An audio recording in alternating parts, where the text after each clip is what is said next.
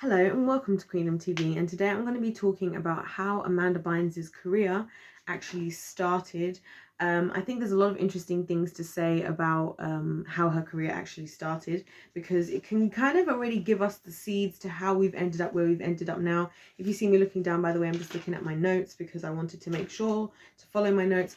But yeah, it's really crazy. So basically in the beginning, Amanda starts off by being she wanted to do comedy. Basically, she really liked to do comedy, and she started doing comedy at what I believe is called the Laugh Factory, and she just so happened to get scouted by none other than Dan Schneider's friend, who kind of wanted to bring her into the world of acting and into everything. So she kind of ended up then being on Nickelodeon, and she just kind of took off. People really liked her. She was just so funny, which I think any of us who've seen her before, we know that she was just so funny. So she was just so funny. Everybody kind of wanted to hear to support her, and she just kind of kept going like this, like this, like this, like this. It was around this time where being a young woman in entertainment became cool, and we had things like Teen Vogue and all that kind of stuff, and she was up there, all up there with the likes of the Lindsay Lohans and people like that, well known and being, you know, kind of interviewed and everything.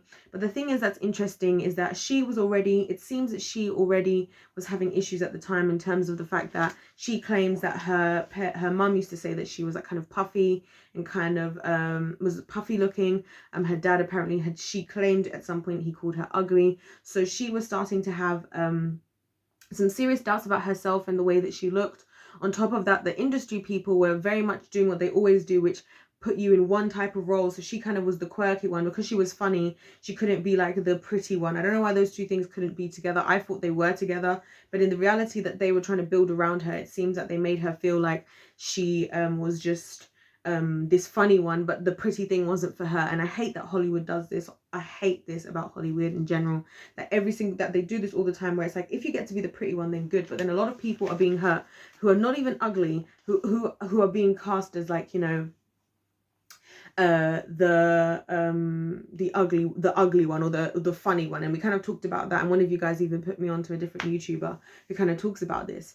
Now, it was around this time where she interestingly wanted to get emancipated from her parents as well. So that's something to think about. At this stage, she already wanted to separate herself from her parents, and there was obviously tension there. And funnily enough, she ended up getting ill with what I believe you Americans call mono, which basically led to her losing weight. And this kind of confirmed everything, because her mum decided to tell her that she thinks that this is the best that she's ever looked. So I think from this point, you know, she's already having, as much as she's having all this fame and she's on Teen Vogue and she's so popular and she's got her own show and all this stuff, she's also having a lot of attacks at her who she sees herself as. And, you know, a lot of the time she spoke a lot about how she wasn't really happy with seeing herself.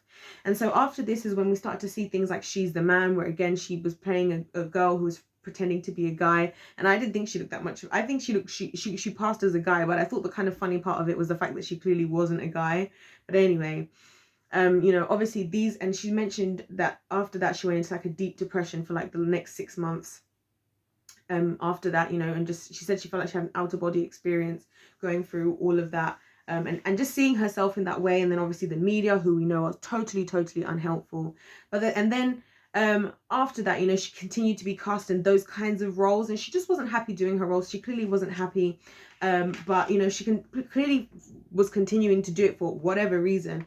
I don't know, you know, but also she was getting compared to the likes of people like, you know, the Lindsay Lohans and everything like that. Eventually, she did end up getting onto Hairspray, which I think is amazing. I think she was amazing in it, and I loved to see her, and I was so excited when I saw she was on it. And that was actually a really good, it seems like that was a really good job for her, because she did get to be, you know, she was very pretty in that. I thought her outfits were so nice. But the thing is, in this time, she was also when she discovered what would potentially be, from what I've researched, her first ever, you know, encounter with a drug, which was Adderall at the time. And so she started taking that, and again, because she'd seen in an article that it was called like the skinny pill. Now, after all of this, she was still the golden child, and while other people like Britney were shaving her head, which I think we all understand why Britney shaved her head now, and people are getting DUIs, she was still kind of seen the goody. She tried to start her own clothing brand, which is something she always wanted to do from the beginning. She always wanted to have a clothing brand. She actually only started doing comedy and acting, from what I can see, because she was making money for the family, but she always had the intention to kind of like go back to that. But I think around this time is also when, you know, when her brand didn't really work, and she's really struggling now taking Adderall, when things started to kind of go downhill. And then this is the first time that she ever retired. So then it was at this stage in her life where she decided to retire. And after she retired, she kind of just went a little bit off. It seems like she just decided to feel her emotions and just do what she felt like she needed to do, because at this point, you know, after that, it seems like she wasn't really doing much. She was being seen partying and doing drugs, and there was all these different things.